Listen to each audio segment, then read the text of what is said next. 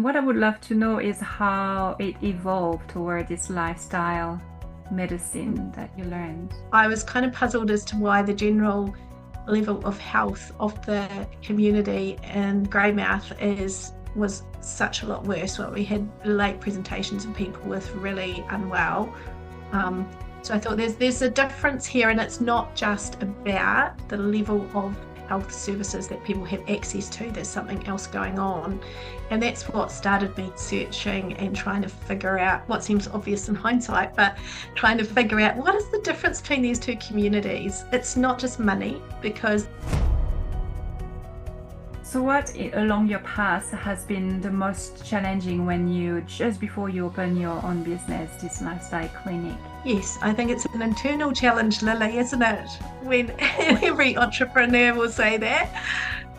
It's having the bravery to kind of put yourself out there and go, put your foot down and go, this is what I want to do.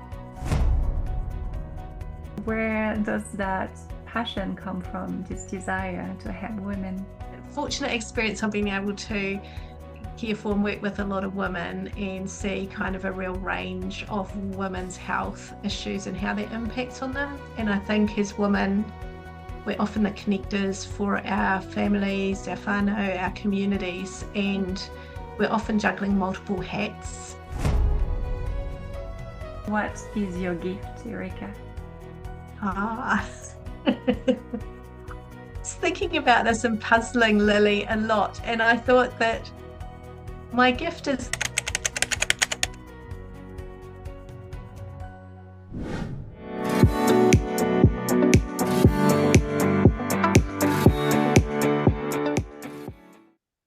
Hi everyone and welcome at What is Your Gift? Today we have Erika Hollow with us.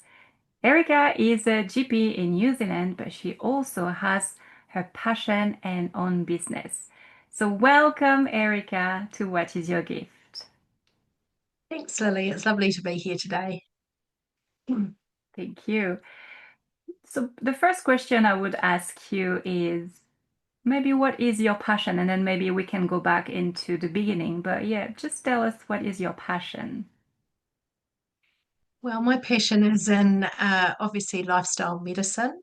It's something that I came to a little bit later in my practice.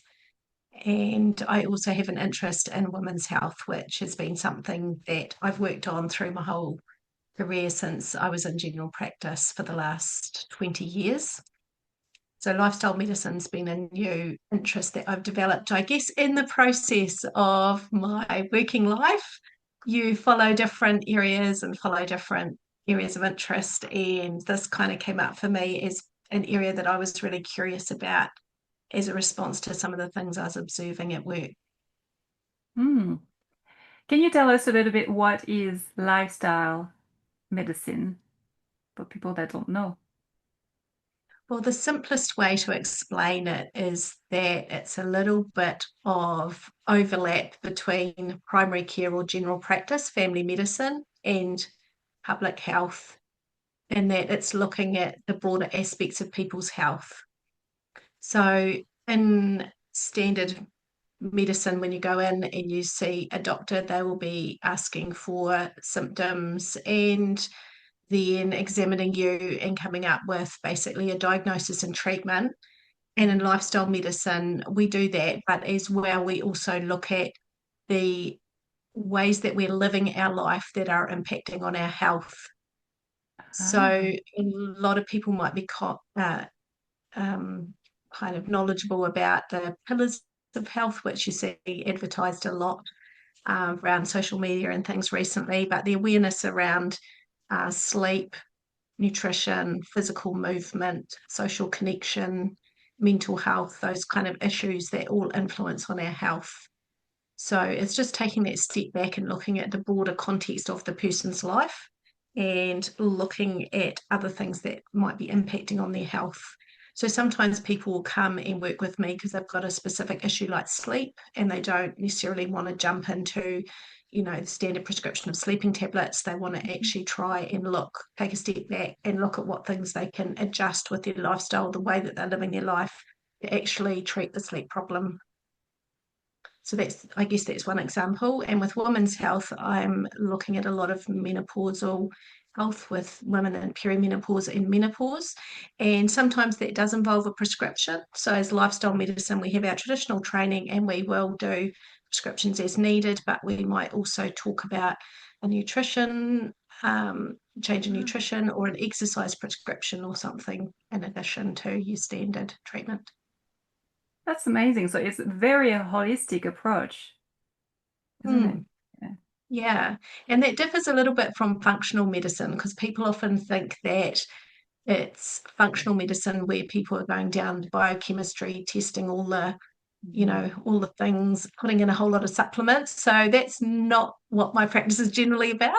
So my Mhm. practice is about lifestyle focused, which the nice thing about that is um, these are often things that we have access to in our lives that are free.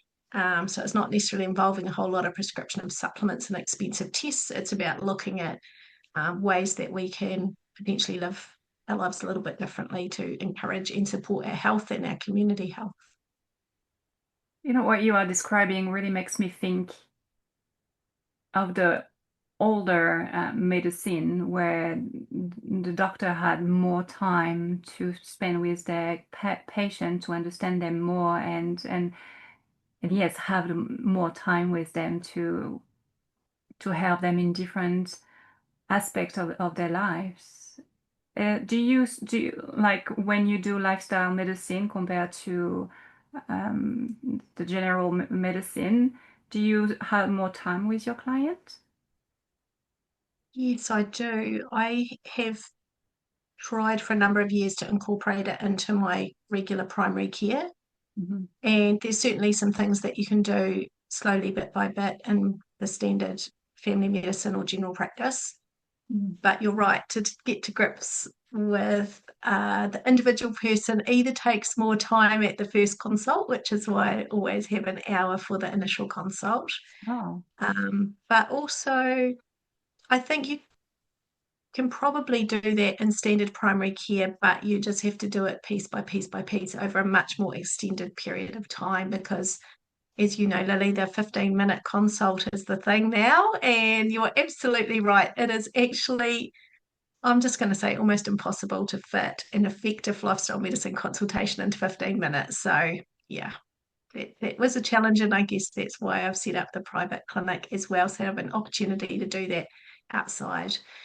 But I think wow. once you learn a different framework and a different way of thinking about things, you can't actually remove that from your thinking. You can't unlearn it. So Yeah. you do take an aspect. I have taken an aspect of what I've learned into my standard general practice that I'm doing 3 days a week in addition to my private clinic. Wow. Okay, so let's go back a little bit in time. And I would love to know where this passion for health and helping people and becoming a doctor started. Yeah, I think I've always been a curious kid, and so I have always loved learning. And I think I mentioned in the prep before we're doing the podcast that even when I was small, my mum sewed us little gifts like for Christmas one year, which was a little nurse's apron and hats, and my sister had one as well. And we used to always play doctors and nurses with each other and dress up and bandage each other up. And I had a little first aid book that I used to follow. But at that stage, it was just kids, it's just play, isn't it? You're not really thinking that you're going to head in any particular direction. And then Mm. when I hit high school, I really enjoyed biology and obviously did a little bit well at school. So I had a few options of going forwards to university, but I wanted to do something really useful for people. I didn't want to just kind of go off into the pure sciences. And I think also I probably don't have the patience to do pure research, to be fair. I did it one summer and I just found it was a lot of maths and rewriting and paperwork. And I enjoy interacting with people. Mm. And this is why you chose the to be a GP rather than a surgeon or working in a hospital. Mm. Yeah, well, that's a funny story. I didn't actually choose general practice. I went into med school saying, the one thing I do not want to be is a GP, the Oh, famous that's last good. words. Yeah, definitely. I was interested in research. I was like, no way, I want to do. But as you go through, you learn, you change. And once I actually got the chance to try research, as I said, I found it a little bit dry and boring. I'm sure researchers I have a friend who's a researcher and she loves what she does. So it's obviously just different personalities and what you enjoy doing. But I did really enjoy the clinical aspect of medicine as I went through. And Mhm. I guess if you train in the hospital, you just think that that's the most interesting place to work. And I'd never really done a lot of primary care through my training. And I always said, oh, I don't think I want to be a GP because they just deal with coughs and colds all the time. That would be a pretty boring job. How wrong I was. So then I ended up with I had my daughter and my husband for his business needed to move to central Otago. So we whisked on up here in 2003 and I had a little baby that I was breastfeeding. And my goal was to get a job at Dunstan Hospital. Uh-huh. But then I looked at the roster and it was just not consistent with being a breastfeeding mum because I would have to be on duty at the hospital for minimum of 24-hour shift. So Wow. I was kindly offered a job at a general practice in town. And I thought, well, this will be, a bit of fill-in job until daughter's older and I can go back to hospital medicine. But in actual fact, I found it really challenging and enjoyable. So it was kind of an accidental sidestep into general practice, and I've never left. This is incredible. Funny life, how it Yeah. brings you to the You never where say you need never, to. Lily, is what I've learned. That's right. That's right. Or else you inevitably end up there. Absolutely. And what did you enjoy the most that you were not that you didn't know about general practice compared to working on a hospital? What did you enjoy the most? Or do you enjoy the most? Well, I think I was probably quite lucky that I moved from hospital medical registrar emergency department work to rural practice because I know as a rural GP with no emergency department around, you really get to do like the full spectrum of medical care from Hmm. kind of like birth to death, everything in between, and also the emergency stuff. So it is that I guess it's a constantly challenging job where um, I jokingly say if you like problem solving, then you're going to be given a new problem at least every 15 minutes, probably three. and and so you're constantly challenged. And I think it's the breadth of what you deal with in general practice and primary care, like the variety of different people, different ages, different stages, different issues. So it's different from specialist care where you might just be doing one thing in a lot more depth, but you're only working within one field. Whereas I think the challenge of being able to deal with so many different things just constantly keeps me curious and learning. So I've really enjoyed that. And that was one thing that surprised me. Yeah, interesting because I didn't think about it, but it does make sense indeed. We are in a such small community that you can really have everything and anything coming Yeah, to you. yeah. And yeah, you are the first one. I remember coming out. For me, I went to the hospital because I had really bad, big pain in my belly, and they told me, "Oh, there's a no, we can't take ER here. We're not ER specialists." And so the next day, I had to go to the doctor, and yeah, I just did this test and say, "Yeah, you just had appendicitis. You just need to go to Dunedin." And that really like yeah, it can be so Yeah. many little issues like when I was working on an orchard where I could see as well people falling down a ladder and can be a concussion or a broken Mm, arm or something. Yeah, it's mm. a lot of So yeah. yeah, so I think probably I was fortunate in that rural. primary care does all those things. So it was a little bit more comfortable for me working from emergency medical registrar into rural primary care. I can't speak for people who've just done city training. I'm not sure they'd get quite the variety that they still get a lot of variety, but not quite the emergency variety perhaps that we would in rural care. So yeah. How long have you been working in emergency?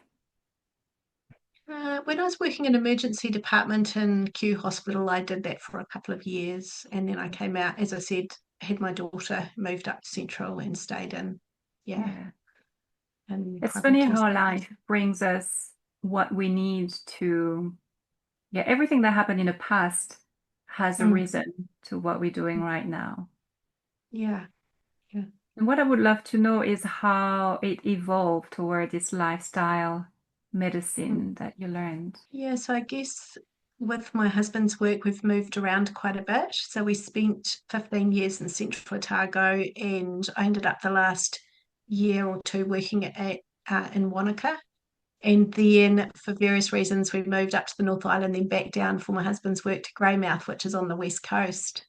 And so there was quite a contrast in communities that I noticed. The people are lovely in both places, but just a real contrast in the health equity between those two communities, between Wanaka and Greymouth.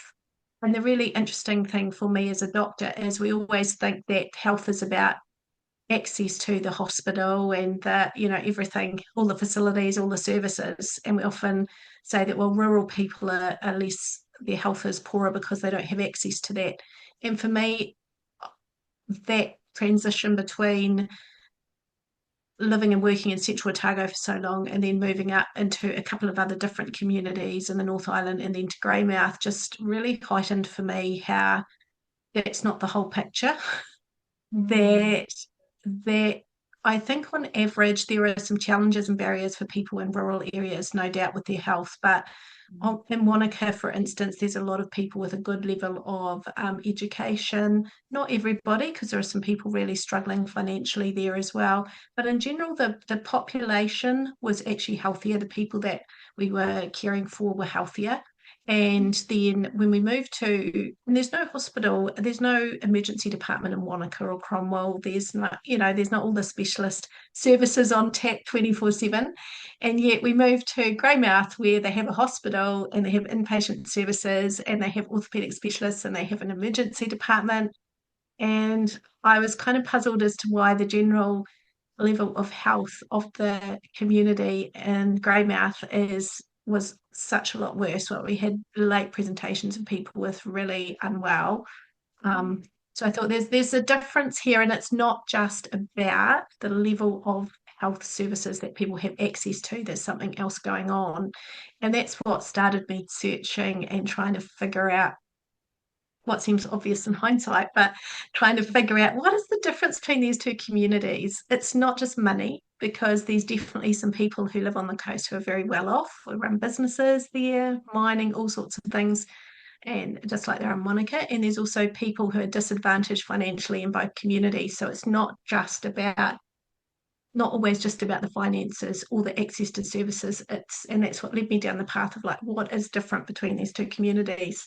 And I started to look at the differences in the social determinants of health, the other issues around how people are living their lifestyles. And so I was literally Googling it, and I found the Australasian Society of Lifestyle Medicine online Oh. um, at the end of 2019 and was, yeah, just interested in learning more, reading more, and getting to know people who are working in that area. So that's Mm. what started me on that journey. And so you started around 2020, is that right? Yeah, I just started looking into it, and obviously COVID hit and everyone went into lockdown. And I obviously still had to keep working. My husband and I still had to keep working. So we didn't really have a lockdown holiday. We had a very stressful lockdown work schedule. Yeah. Uh, and trying to juggle all the changes and caring for people with COVID, and because we did have a few people in the community I was working in who had COVID, so before they locked down, and then the numbers dropped down again. So yeah, stressful year, and it became evident pretty quickly that I wasn't going to be able to attend the conference in lifestyle medicine like I'd planned, but I decided to, fortunately, they offered the online certification that year for the first time online because nobody could travel. So I decided to commit to it and did my certification in lifestyle medicine with remote learning, and then sat an exam. And it over that year, and that gave me a really great foundation for learning about how to think about lifestyle medicine and also how to practice. Do you have any, can you have any specialty within the lifestyle medicine? Is it why you chose women health? I think that lifestyle medicine is very broad, and as I said, it's a different lens, a different way of looking at interacting with people, and so you can apply it to absolutely any field. And in fact, the Australasian Society of Lifestyle Medicine is not just doctors, it's Oh, nurses, it's community pharmacists, it's physios, it's allied health professions, it's people who are interested in public health, Indigenous health. So we have multiple people that are members of the Australasian Society of Lifestyle Medicine, and it covers both Australia and New Zealand. But there is a larger organisation which started off in the States called the um, I think it's American Society of Lifestyle Medicine. So we're umbrella underneath that that's in Australia amazing. and New Zealand. So that's the other thing I really love about it is it's lifestyle medicine is such an integrated field where everyone's working together and everyone has different perspectives. Um, and they really push health coaching and having a person centered approach so that the person makes the decisions rather than the expert telling people what to do. Yes. Yeah, you just give back the power to the person and Mm, sort of thinking about everything in their life that could impact their health. mm, I love the idea of the community and bringing all these different experts in their domain, mm. and yeah, and just have this person and yeah, try that before maybe possibly if it's um, good for the person without taking the Yeah, medicine first and try different mm, things. It's yeah. incredible how open is the primary care with this lifestyle medicine? How is it well received? I think there's a growing number of health practitioners who are learning about it. And I think in 2020, it was definitely not mainstream, but it's becoming more so. If you look at the integration of health coaches into primary care now, uh, the health improvement practitioners who are specialists who are dealing with like mental health provision in primary care, I think there's a lot more awareness of impacts of sleep, nutrition, movement.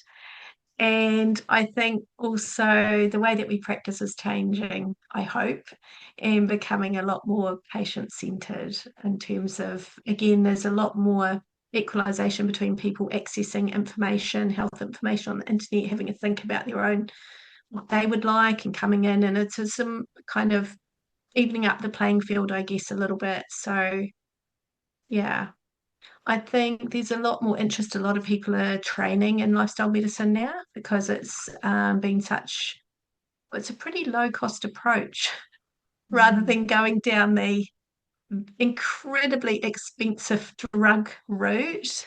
There, I mean, we've got huge benefits in Western medicine with our acute care, but I think chronic care is still, we're way behind the eight ball in terms of preventative health. And I think there's a lot more awareness now about our need to change how we deliver health services in order to get these benefits. And it's not always at the really expensive ambulance at the bottom of the cliff end that we're going to get the benefits for everybody in the community. It's actually looking at the other stuff first before we get to the ends that I think, I don't know, I think it has a potential for everyone to feel better, to live healthier, and also to save us, all of us as taxpayers, unnecessary expenses in the health system, which is, if we can save in ways that still benefit people's health long term, then I think that's just a no brainer. That is so promising.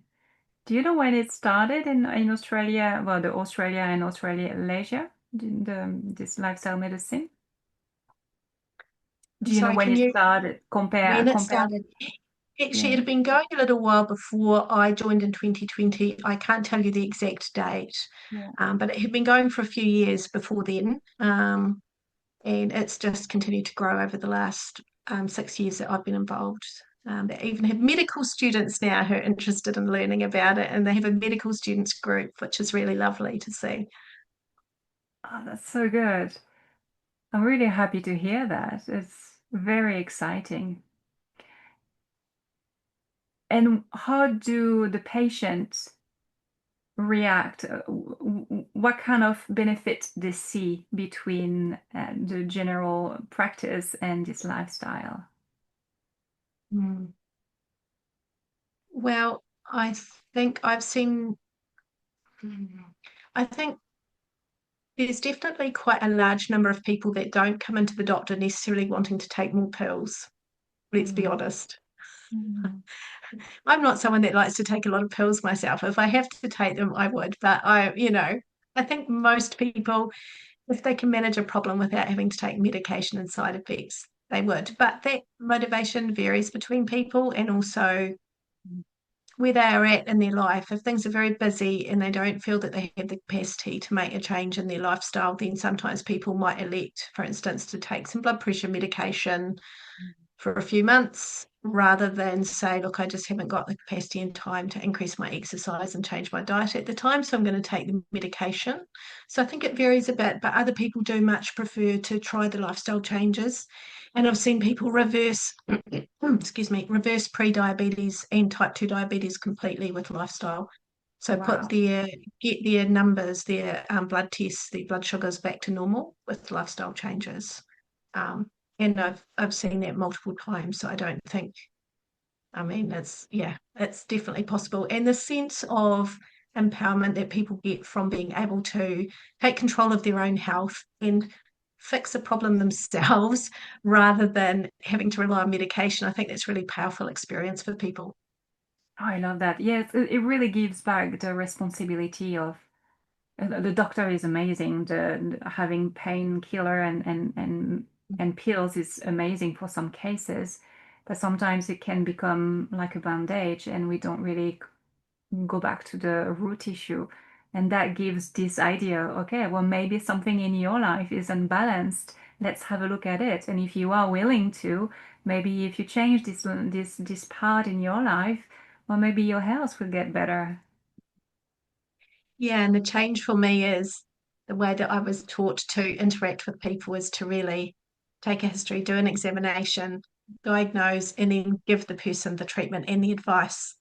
And the change for me and the way I've had to really rethink how I practice is I can do that the standard way, but as well, I'm kind of more open to asking more questions now of the person, to say so tell me more about that. What is that like for you?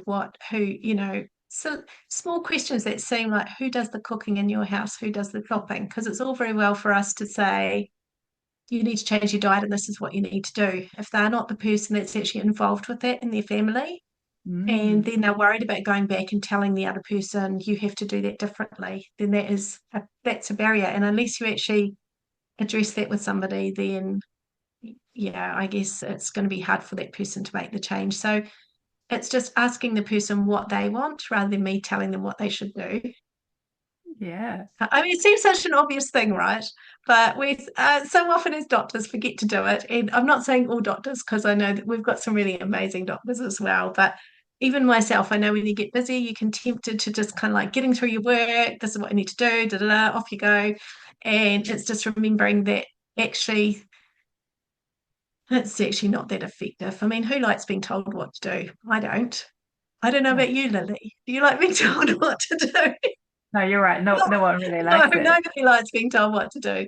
So it's just changing, relearning a different way and trying to uh, remember that, yeah, for myself and how I interact with people. Well, and I mean, it's a lot of pressure for GPs, to be honest. Like having patient coming every 10, 15 minutes and then doing the paperwork afterwards. And it's a lot of pressure, and you can't do miracles in 15 minutes. Let's be Mm. honest. Mm. Yeah. I think there's a lot of a push from healthcare professionals to maybe push out to a 20-minute or half-hour consult, but the issue around that is the funding. So we won't get into the whole politics of that today, Lily. That's another whole question. But yeah, I think the system is not best set up for people's health at the moment. Yeah, I agree. There is a lot of work that would need to be done. But to be honest, I think it's important to raise this issue as well because Mm. it's how things changing. And it's what I like, knowing that in 5 or 6 years already the change, the shift is happening, and hearing your story and hearing that you have those young doctors that want to do the same. For me, it's fascinating because you are creating your own business. And what I always thought is an entrepreneur is a visionary. You are pushing the boundaries of what is a normal structures and known structure to and so if you push those boundaries, you are bringing the person to think differently, and then this is how the collective, the community is changing and shifting. And it's amazing to hear that there are more and more people interested, and patient also interested toward that. I think it's very Mm. powerful. Mm. Mm. From that makes me think from this point of view, since you started, have you noticed your colleagues that were actually starting to ask themselves this question? Maybe I should do something like that. Did you notice something, any changes in their work? I think that varies between practitioners, Lily, doesn't it? Because sometimes people are really comfortable in the way that they've trained and the way that they're doing things. And it depends on the individual practitioner if they're wanting to change. Shall I say that? It does involve a change in the way of thinking. Not everyone's just like patients, doctors are people too, and not everyone's in the space where they want to put the energy or time or think it's worthwhile to change the way they're practicing. So our medical training is still in a very traditional mold, and the reason why it's like that is because it has been a very successful way for a long time. Mm, But I think times are changing and people want something a little bit broader in terms of their healthcare. And I think people are moving to a more empowered sense of taking control of their own health a lot more. So the old dynamic in the 1950s and 60s where people went to the doctors and got told what to do and went away and did it, I think those days are long gone. So it's just maybe our medical training evolving a little bit with the time. And I think it is. It is slowly changing, but I think it's going to take a while. And the doctors who have trained, like myself and older, in the previous mm, way of yeah. the way that we were taught, the way I practice now is probably quite a bit different from how I was taught. But I do see, I'm deeply appreciative of the way that I was taught and the framework I was given Mhm. because it then has enabled me to assess how I'm practicing now. So always reflecting back and changing our practice and reflecting on what we did well or what we could do differently next time and bringing that into our practice. So that's something that all doctors do as part of their ongoing professional development. So for me, this is the path I've taken in reflecting and changing what I do. But for other doctors, it won't be lifestyle medicine. It will be something completely different where they reflect and change what they do based on that. Mm. And how do you find the balance between, because you are still doing both actually right now. How do you find the balance? It must be quite tough. I think I'm lucky in that I'm working part time in general practice and part time in my business. So I still have a little bit of flexibility. And as I said, because I haven't completely left primary care and I haven't completely gone full time into my business at the moment. I've sort of got a foot in each camp. And but I think the fundamental way I approach every day is the same at work. It's just whether I'm seeing people in clinic and I have the luxury of a little bit more time to work through things in a deeper way that I like to do. I'm still incorporating the lifestyle medicine into primary care when I'm doing telehealth. So I still try and bring that in. It might only be the opportunity to ask one question of the person that I'm dealing with, but yeah, rather than doing the whole, getting to grips with everything in one go, it might just be that I have a chance to ask them one thing. Something. Oh, that's good. Mm. So because this podcast is about business and about knowing your passion, you are saying that you are one foot in and one foot the security of the general practice. What is your goal? Do you want to go like full into lifestyle? Is it something that you would like, or like ideally? Yeah, I think I would love to long term have a fully lifestyle medicine practice. That's my long term goal.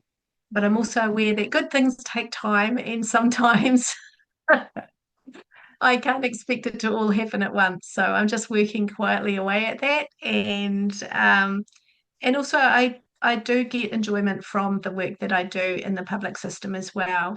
Mm, I think it's valuable. mm. Not everyone can pay for a private clinic appointment, and I think keeping some input of my skills into the public system is actually really important to maintain the public system. Yes, yes, that's a very good point. So what along your path has been the most challenging when you just before you open your own business, this lifestyle clinic? What was the hardest challenge that you had to shift to open it? Have you had any?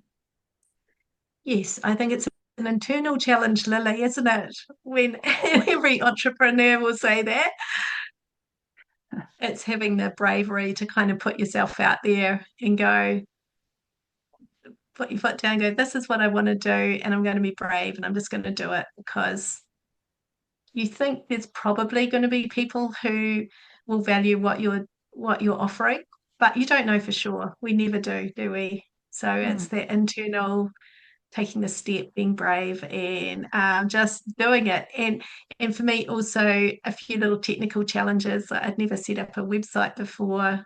I'd never figured out online payment before.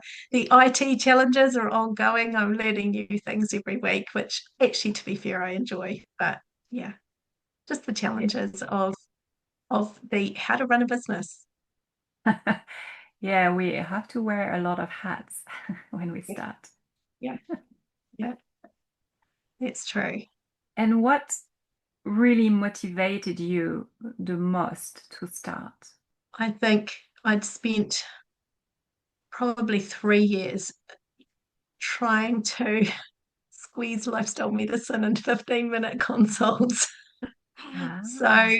I think it was a passion for Mm. what I was learning. And I started off very idealistically thinking I was going to introduce this into every consult in primary care and realized pretty quickly that it was challenging. And went backwards and forwards with some lovely mentors who've been doing it for a while. And they also had some of the challenges. And I think we're all doing our very best to deliver as good a service and patient-led service as we can. But there comes a point, I think, when it's just really difficult to keep doing that. And you realize that you're not really doing as good a job as you could be if you had a bit more time and opportunity.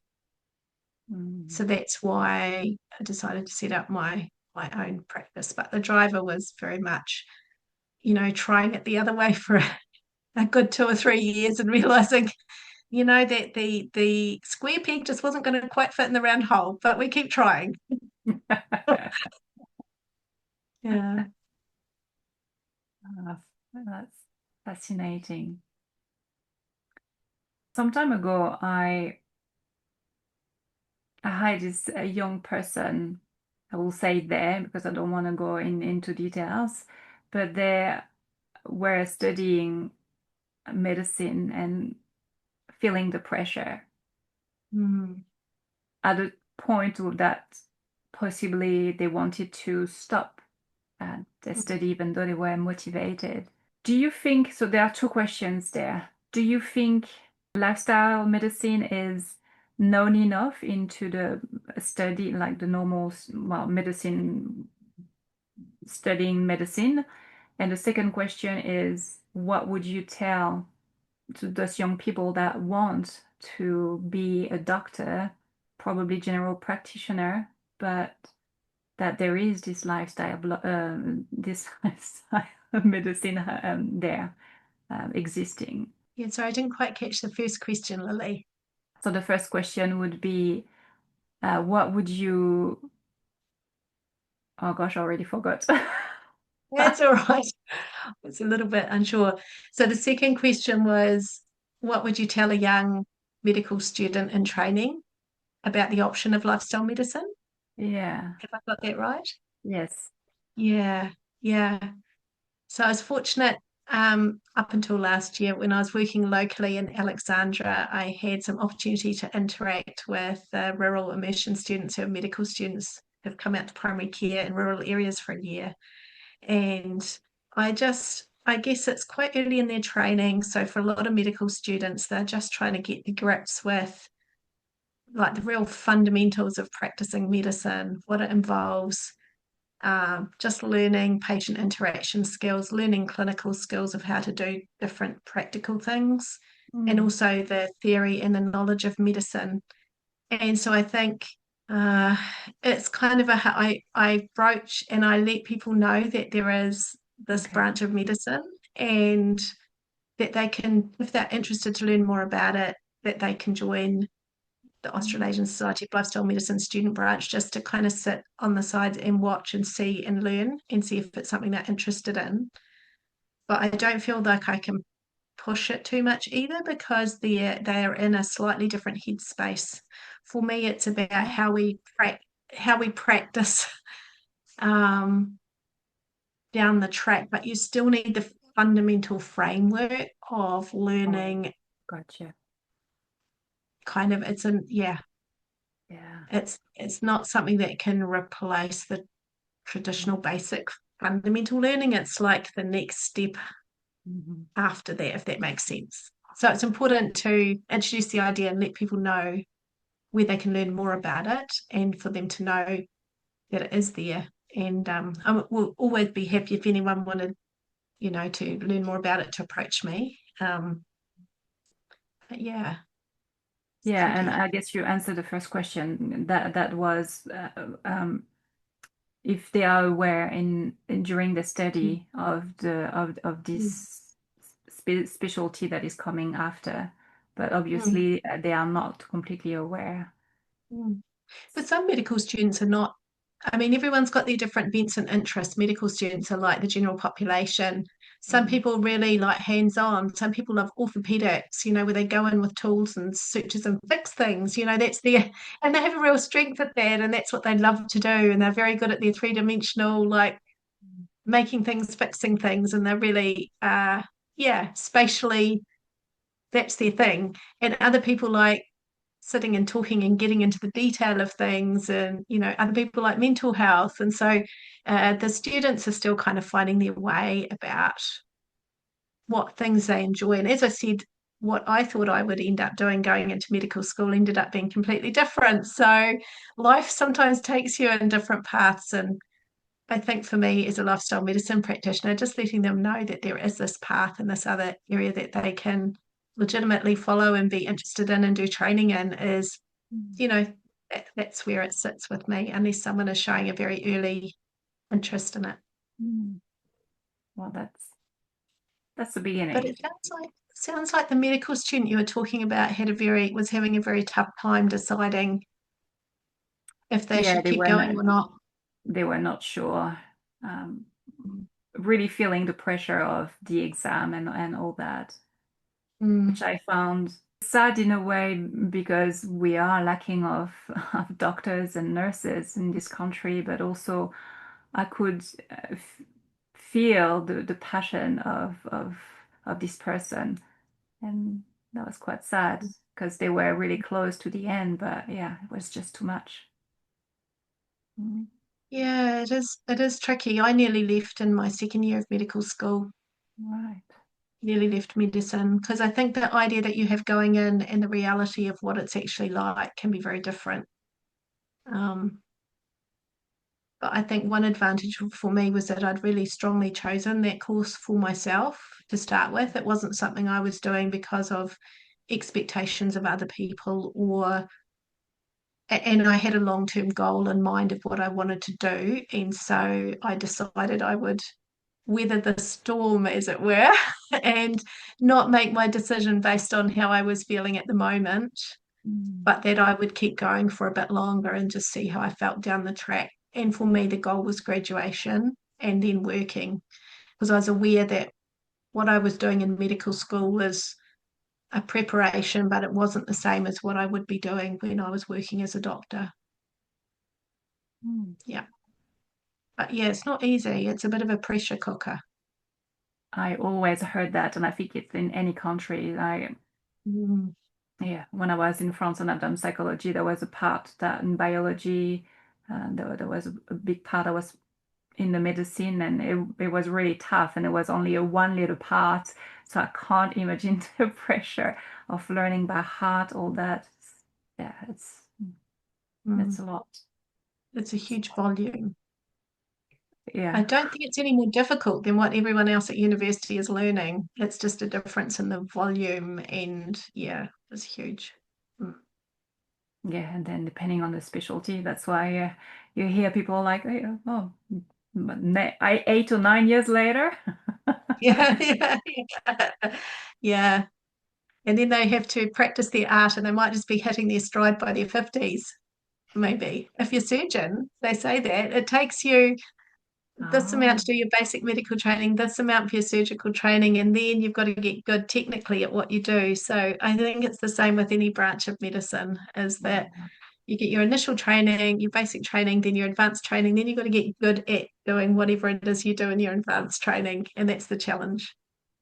Mm, Plus, it's constantly evolving with the technology, and you need to constantly learn, I guess. mm, Well, mm. I'm sure. Yeah, so you have to like learning. That's right. You need to like learning. Yeah.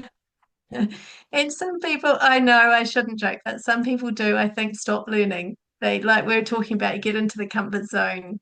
I'm happy Mm. here. That's Yeah, me. I'm done, you know. yeah, that's And they right. just do what's needed to keep competence and to keep, yeah, but not really curious enough to go further. And that's okay. Everyone's different. But Mm. I just enjoy learning new things. So I think I'm always going to be learning new things. And the wonderful thing about my job is I get to keep learning new things. And get to keep learning from other people too. Yeah. Yes. What would you say to someone maybe who is already a doctor, general practitioner, and would be interested in learning that? What would you tell them to guide them, to help them to go toward this journey? Well, the thing I've found is that rather embarrassingly, I think it's taken me until the last 6 years to realize that a lot of what I was doing previously wasn't probably that effective in terms of my interaction with people and encouraging them towards Mm. looking after their own health. Like I said, if you get trained in the expert model where you're the expert and you're telling people what to do, which is how I was trained, when you actually look at how effective that is, you think you're doing a good job, but how many people actually take that on board and do anything with it? There's actually a surprisingly small number. So I hope that by changing what I'm doing now, I'm actually doing the same number of hours in my work, but I hope that I can be more effective at what I'm doing. Mm. So that's a driver for me. And I think most people who work in healthcare want to contribute to improving the health of New Zealanders. That's why we do what we do. And so for me, if there's a way that we can work that is going to be more effective, then it Mm. just seems sensible to me that we should train more people in how to be more effective.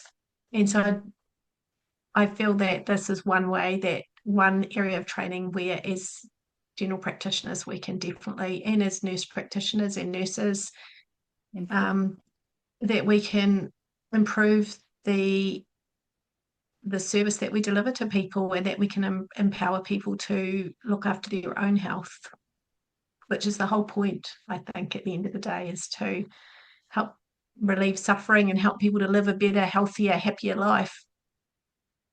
Yeah, it's such a powerful statement because I really think,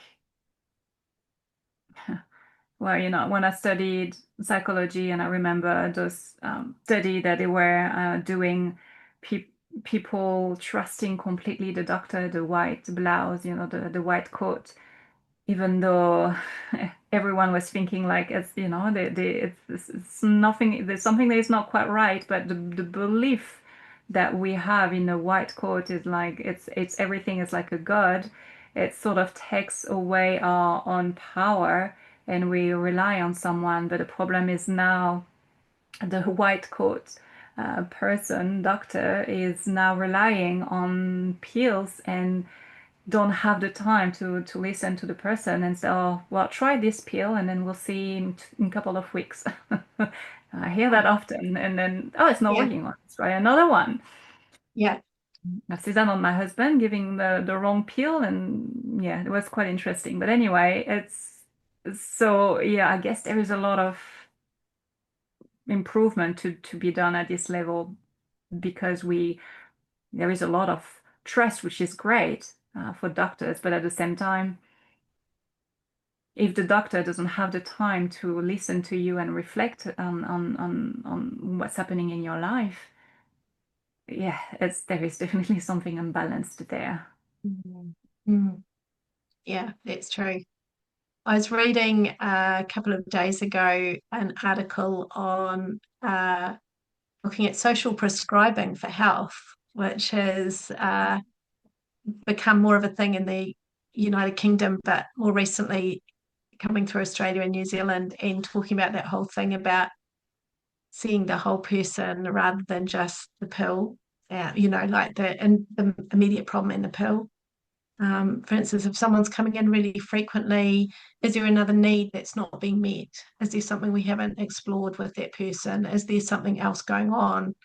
Um, and there's a really nice quote which I'd written down, I think I've got here, and it says, um, healthcare and medicine should be concerned with the broader world of the patient and remember that there is value in directing clinical attention to all domains of life. And I Mhm. thought that pretty much summarizes it and says it beautifully that sometimes we get a very narrow focus on the immediate problem at hand. And if you're only dealing with it in short snippets with the immediate thing that's hand, you can miss the bigger picture that's actually the underlying reason why the person is having to seek healthcare. That's right. So it's like you say, Lily, you're talking about getting to the cause of it rather than treating just the superficial stuff all the time. And you're probably the same in your practice as well. Mm. You can deal with the superficial aspects, or if the person is willing and I want to participate in that, you can just go a little bit deeper and actually, hopefully, be more effective in supporting them to live in a happier and healthier way. Yes, absolutely. I can see that, especially in massage, and when Mm, someone comes for relaxation or even a deep tissue and wanting a full body, and someone saying like I've got a specific issue, but they are willing to explore where it's coming from and having some emotional release. It's powerful to have and to observe, mm, and very satisfying, way more than when I do a full body massage. yeah, yeah, So I yeah. guess it's Yeah. yeah. And everyone's at different levels of their readiness to do that. That's the other thing I had to learn because it's like any new thing. You get all excited. Well, I do. And then I want to share it with everybody. And Yeah. then not everyone's in the receptive space for it. So I've, I've had to learn to ask people their permission to head down that route with them rather than, and that's the other thing actually that the lifestyle medicine training taught me is actually to ask the person if they want to change or ready to change, because otherwise you're just pushing your ideas on them and they're not really in the space where they want to. So you might ask them if it's something they would like more information about something, or would they like to consider lifestyle options instead of or alongside medicine. So it just giving the choice again back to the person. Yeah, that's a good point. Mm. But I do believe that more and more people are now willing to work on themselves, no? Mm. Have you noticed that? Yeah, I think that's true. Yeah, Mm. yeah. But I wonder also, Lily, if people have always been willing to do that, but just haven't been given the option. Yeah, that's a very good Yeah, point. Mm. I think there have always been people who are not that thrilled at taking pills, and what they do is they just take the pills and go home, put them in the cupboard. Oh yeah, that I hear that very often. I say, yeah, I've been prescribed something for a month and yeah, Yeah. I'm just gonna put it aside. Just like, oh. Not unusual. It is Mm, quite interesting, yes. mm. And regarding this other part of your business, you're also working with women health. Where does that passion come from, this desire to help women? Oh gosh, I think Lily, for most female GPs, if you work in general practice, and sometimes I've been the only female in the general practice, it's starts off as less of a passion, more of a necessity. But then as you learn more, it's like anything, you learn more about it. And I guess as a woman, having traveled through more of my life, Mm. now I kind of have experienced more of life and a woman's life and how it's affected me. And I've had the fortunate experience of being able to care for and work with a lot of women and see kind of a real range of women's health issues and how that impacts on them. And I think as women, we're often the connectors for our families, our whānau, our communities, and we're often juggling multiple hats. And I think when we have health challenges, the great thing about women is we're much more likely to seek help for those health challenges. I think sometimes it's guys are a little bit more reluctant in general to come in and talk with a health practitioner about their health needs. So as women, the great thing about us is we'll often want to go in and get something sorted. Um, but the downside is it's not always able to see someone that can understand how we're feeling or how that change is impacting on us in our daily life. And so I've been privileged enough to have been around in general practice for long enough to have dealt with a lot of women's health issues and just felt the real need for providing a more kind of broad approach, particularly to perimenopause and menopause, Mm. because it is becoming quite a specialised area with a lot more knowledge developing around that. Mm. Um, and a lot more options. And as we're talking about, people want to be more engaged with their health and more have a discussion around the options rather than just being told what to do, and that takes time. So I guess my interest has been to, again, curious mind, learning more about things as I go along, and then wanting to be able to have the time and the opportunity to talk through that properly with women rather than the rushed 15-minute appointment where you might not get to grips with all of the issues. So starting my menopause is kind of like a little branch of my lifestyle medicine, but I've ended up doing quite a lot of menopause and perimenopause work because of the need out there for women to have access to that kind of a discussion. That's good to know. It's good to hear. If people want to connect with you or would be interested in your private practice, how can they reach out to you? Hmm. Well, I have a website. Like my business is called Life Reno Medic, with the idea that we just do a little life reno at a time rather than having That's good. to do everything at once. So yeah, liferenomedic.com is my website address. And people can also email me, and the links for email are on the website as well. Um, Mm. and yeah, and I have a weekly now newsletter called the Meno Memo for anyone that's interested in menopausal information. I just do a little snippet every week of some useful information or new um, evidence-based information about menopause or perimenopause. So it's free for anyone that wants to subscribe. Oh, good to know. And you doing online consultation or just in person? How do you do that? Yeah, so I'm doing online telehealth consultations, which I do via a private Zoom link. And so I do those every week, and that can be booked directly from my website. And I also do an in person clinic in Alexandra once a month at Alexandra Community House. And that can also be booked on my website, so people can choose a time and date that suits them. And then I'll often send out a little questionnaire with some lifestyle medicine questions just to get an idea around people's life, where they are at. It's a snapshot of where they're at the moment before I see them. Okay, perfect. Thank you, Erika. Erika, is there a question that I didn't ask and you think I should have asked you? Oh, that's a good question. Not really. I feel like I've talked a lot. Well, that was the goal. I think I think I should stop now. No, that was very interesting, very Yeah, empowering, and I'm excited to see the future that yeah, the medicine is changing. It's quite exciting. yeah, I think it is good. And long past time, probably. Yeah, Mm. yeah. Mm. Oh, well, thank you for the opportunity of coming on to the podcast too. I really appreciate it.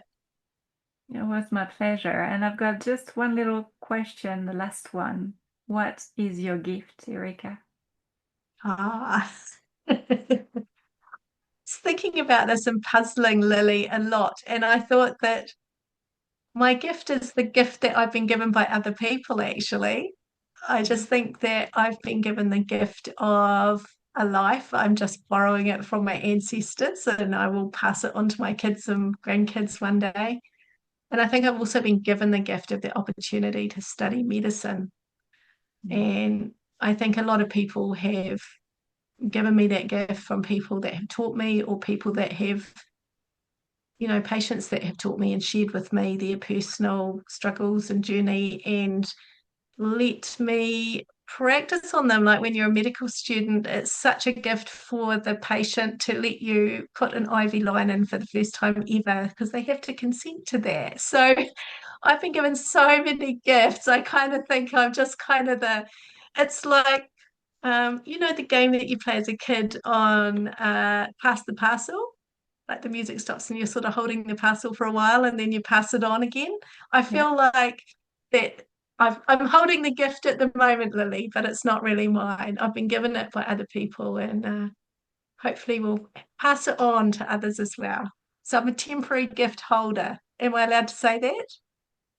definitely are. And I would just add that within this gift, you're adding up your own gift, your everything that you learn. So this gift is even bigger. So it's a bigger gift that you'll give to the next one. That's right. Yeah.